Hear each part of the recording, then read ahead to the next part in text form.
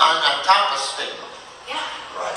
Because think of the power of that. no, like us Vietnam veterans, not only we got to deal with what we saw, we got to deal with, like you said, the media. We're baby killers. We're all crazy. We came back all, well, that's what I said, crazy now. But right? We all came back. And think about it, what Dr. Lyskawa was saying too. If your doctor says, well, yeah, you know what, a diagnosis of schizophrenia, there's probably not a good likelihood you're going to get better. No. You're going to believe that. Yeah. That's what that means. Why would you try? The doc said I'm not going to get better. So, I've been told that there's no cure though. You can get better, Yes. but there's no. It works You towards can get a recovery. lot better, but you can get something like something can trigger me, like, Yeah. and it could be out of the blue. Like I got problems with on the 4th of July. Oh yeah. Real problems. We were okay with that beer though. Yeah. Sometimes I got to. They still have that beer though. I got to. So I can pass out. During the So I don't have to. parade, they So still I have that beer. don't have to hear this stuff. It was warm beer. That was No. That's a trigger. Don't they call that a trigger? Yeah, you're right. A trigger, and then That could sound like you all of a sudden you're back. Yeah. There. You're back there. Well, you're back where you're not supposed to be. And so it's managing those triggers, right? When they Yeah. come up, because we're as humans, Yeah. we have these sophisticated brains, and they remember stuff. Yeah. Right? Even if you wish they wouldn't, Yeah. unfortunately. Well, Right? you can't forget. Right. And one really You can just manage them. Like manage them and get to the more confidence that when that trigger does happen, how do I deal with it? Because think about it, if I have a tool that I could use that works, and I keep using that tool and it keeps working, guess what? It starts to feel like, just like if you ever rode a bike, when you first started, I still remember that. I remember even wiping 1,000 times, but now I get on a bike, I don't even think twice about it. But there may be another issue I gotta deal about. That might be where my brain goes to next. But about 4th of July, really brief, this is something that really is cool that they're trying to help in this situation. That if a veteran wanted to let their neighbors know that they're a veteran and that fireworks is something that causes issues with them, there's a green light bulb, which I thought was so cool that they were starting that process, that the neighbors would respect that area. And I thought that was kind of a nice touch. I got neighbors that would get aiming. Now, What's your Bert? no, I'm just saying, it's a start. Wait, so a green light bulb at someone's house is supposed to say what? Don't blow anything off nearby. It is a way to let your neighbors know. I read the article. I never One heard of it. community who started it, because the veterans, they talked about it, and they actually voiced their concerns. The community said, we hear you. Try this. Community. Respect your veterans. Respect, what's going on. And they did. that'd be hard to do though. I've seen signs of It's videos interesting. too that say, Because it's all over. It's all over the place. You know what I'm going to say this? It's just like recovery. It's a step in the right direction. Yeah. That's what we're trying to get. Step in the right direction. Not going forward. here. You're stuck. Did it freeze up? Might have freeze. It sure did. Oh, you got it. Okay, so guys, we've been talking about stigma for so long. Let's give you some tools on how to combat it. We talked about how language, think about it, even our thoughts, how they can really start to feed some critical natures. Joe, you messed up that line again. Joe, you're late again. Joe, why do you keep doing this? Joe, you're an idiot. Think about that. If I keep doing that all day and day, what's that going to do to my core? That's what we call self-stigma. So when we look at this language, and then think about it, other people are telling me that. So like you said, the double weight. Yeah. The self-talk. Self-talk. What we say to ourselves. So a good place, guys, to start is to be careful of the language you use. Here's some examples. He's a schizophrenic. Think about it, we talked about that earlier. I don't see the person, I just see this diagnosis as that person. But what if I just said, John has a diagnosis of schizophrenia? I noticed John. Yeah. And I can see that, like with people that use the term of cancer, right? You don't say he's a cancer. Right? Unless you mean it specifically, he's what's wrong with the organization. Yeah. As opposed to he has cancer. Yep. Because think about that. If people keep telling me that, I'm going to start to believe it. Just like You're you're not the diagnosis. No. It's what you've been diagnosed. You know. It's kind of cool in group. We see people stop sometimes and they're like, hey, you're not schizophrenic, you're so-and-so. Like you see the peers do that. Well, I sort of like that. I'm sitting here looking at the two sentences. No matter which one you read, it still puts a label on a person. So why is it that we're putting labels on a person when he's just could be John? He's John, he's a person. He's not an object, he's not a thing. You know, so why do we have to label John as being schizophrenic? I love where you're going. Start with John. Yeah, Start with my John name is is. George. George Korea, that's it. I don't have to tell you I have, you know. Unless it's relevant and you want to share it, right? Exactly, but why is it that, because I do have friends that are schiz, and some of them are bipolar as well, and they never came to me with, oh, I'm bipolar. You know, that to me, I feel is a label that's totally uncalled for. Yeah. You know, even if, okay, John's got schizo, hey, did you meet John? He's schizo. You know, that's something that, you know, in my opinion, It's stigmatizing. yes, yes. Yeah, So George, I should never say, this is Barney, he's a little off. Well, see, I know. You have been so quiet. He's so good. He actually is being So good good today. He really here's is the thing. good. This is good though. This is a good teaching moment too in this sense, because just like what you're saying, I love it, because let's treat the person first. But let's say as me as the person, if I was John, and I did want to share with you, I have a diagnosis of schizophrenia. I may need your support. That's where we want to listen. Yeah. Because here's the thing, guys. That piece is something I just can't discard. I can't hide it. I can't not talk about it. But when I can, I feel more powerful. Like I could say, I trust you. I'm going to share this, and I do have a diagnosis of schizophrenia, but I am also a John. I may be a president of a company. I may be living in the Hamptons. I don't know, but there's many different pieces of me. So that's a good point.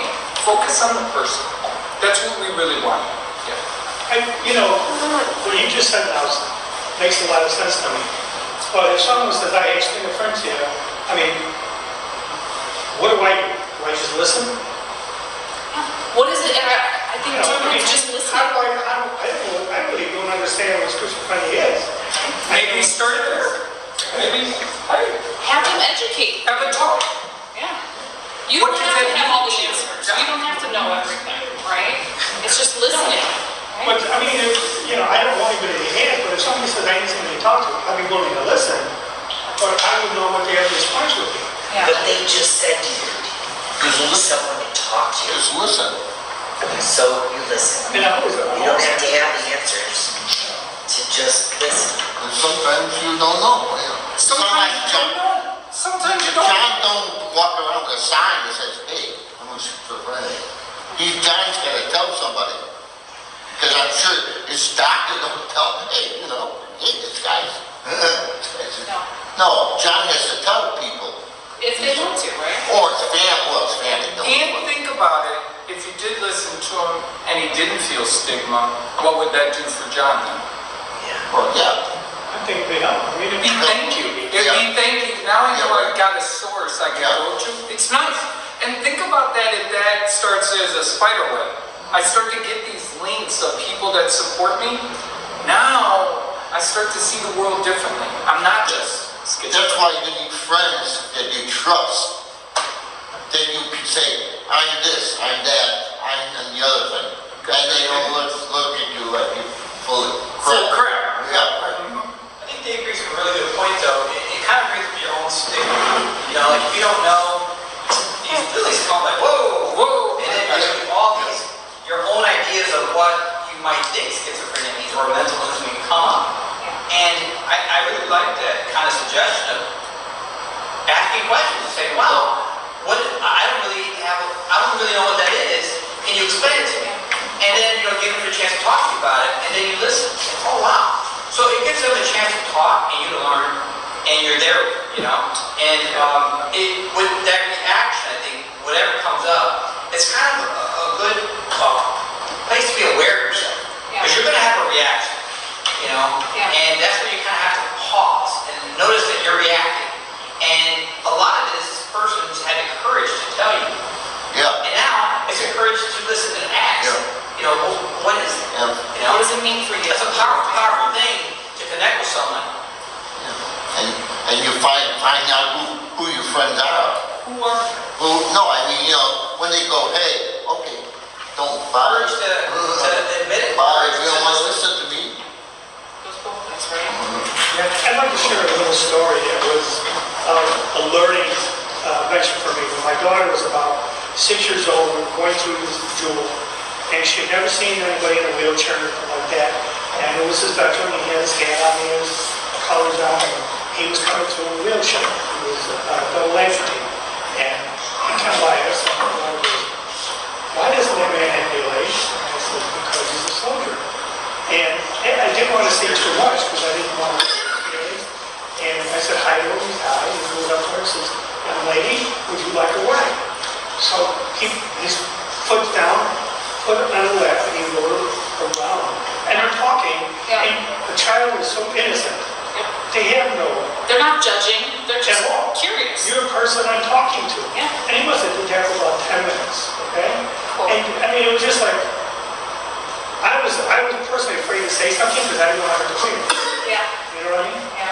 And for me, after that, I was able to say hi to anybody who was handicapped. Yeah. It just broke down that barrier for you. Yeah. That's awesome what you just said from that experience. But it took a 6-year-old to teach me. As long as that 6-year-old was there, because we could learn from 6-year-olds and we could learn from 93-year-olds. That's great. I'm glad that 6-year-old was there. She's 28. She's 50 now. Wife. So we talked about this one already. Boys, crazy. No, we could say Juan is experiencing symptoms and could benefit from support.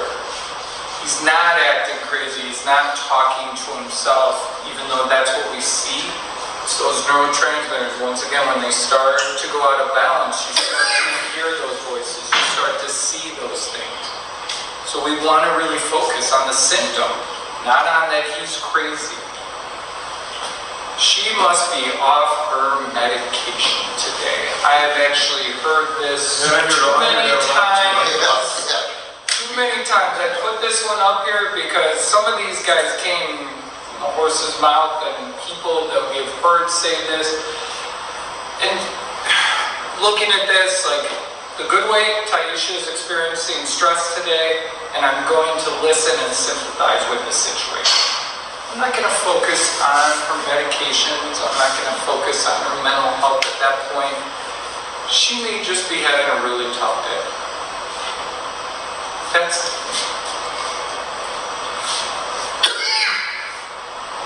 That's the weird department where they get treated.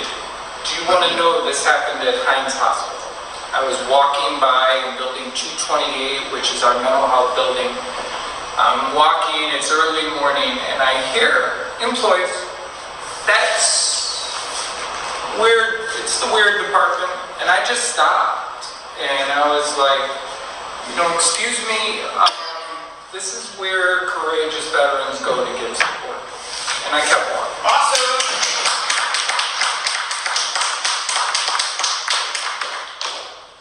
We need that, man.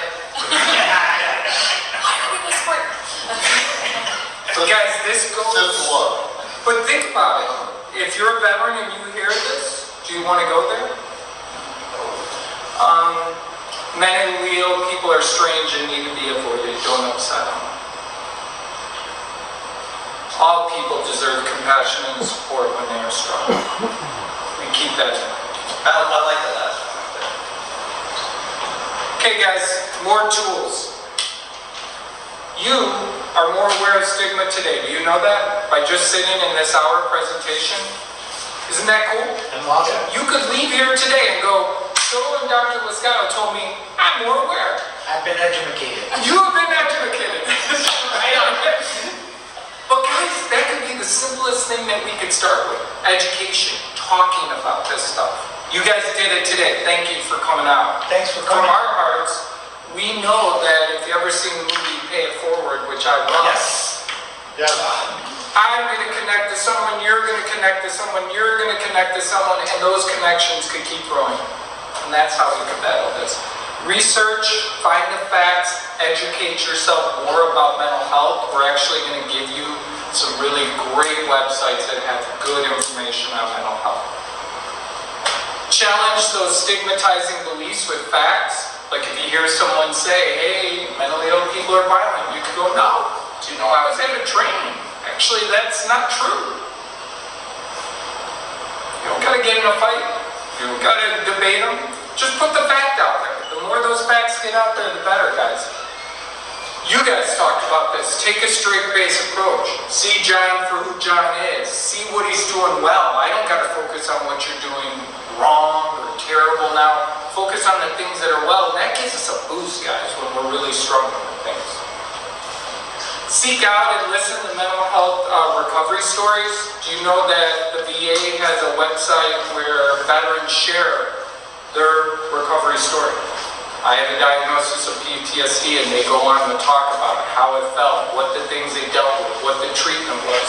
So if you have a veteran who, like Dr. Lyskawa mentioned earlier, that maybe is not seeking treatment, maybe they would do it in their own home, hear a veteran, share that recovery story, and that could be the thing that gets them in the door.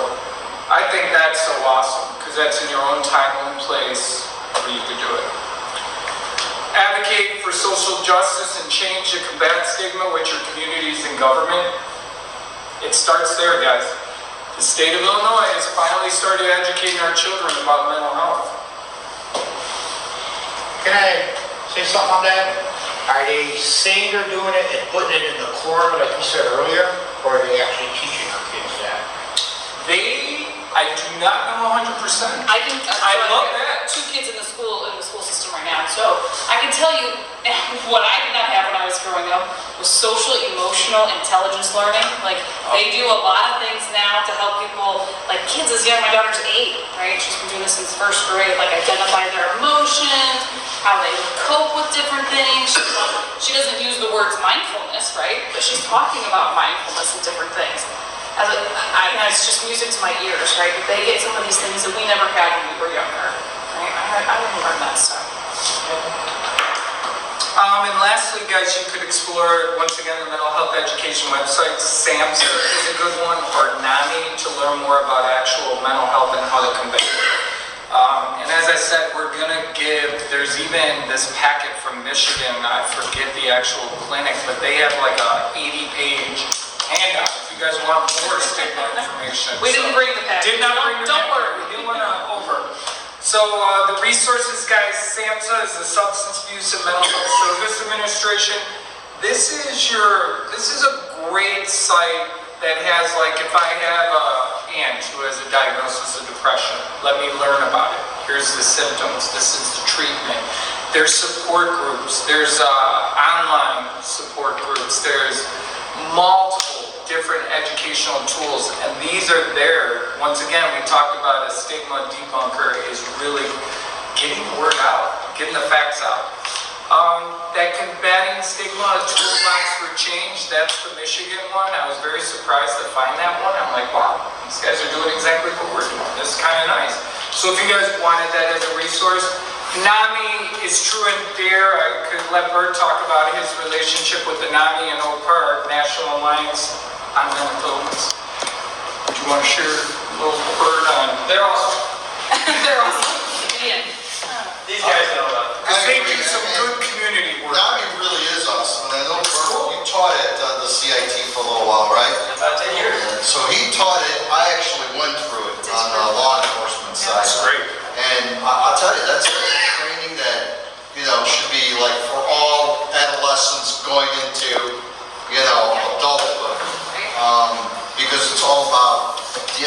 organization. It's all about, being able to identify triggers. And so, I mean, NAMI's a great organization, it truly is.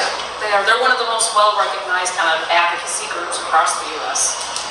And it's a place where people could go where they, a person who does have mental illness knows that they're going in there and will be supported. And those are the hubs that are really great to have there. DBSA's Depression and Bipolar Support Alliance, they are throughout the United States, various support groups. We talked about it, guys. People support, help. These groups come together, you share your story, you connect, you don't feel alone, you learn tools from each other, you do events, you do things together. Sounds similar in a way, doesn't it? To maybe what is here. These are the things that work. And then of course we have the mental health first aid training. That it's sort of what Lorenzo was talking about. How many of you guys have been through the first? Oh, you've been through it. It's wonderful. They do a great 101 training. This is mental health, so you get more information. Let's see, and guys, any questions? When you guys coming back? That's the next class. We're gonna start talking about the next class we're gonna do. And we're all ears. If you have topics or things that you guys want to hear about, we'll do our best. No, Barney made it all the way to All right. I gotta give him the floor. You guys. Hold on, wait, before I make Marty, hold on. One quick thing, because I don't want to get derailed. But, just like you're asking us what we would like you guys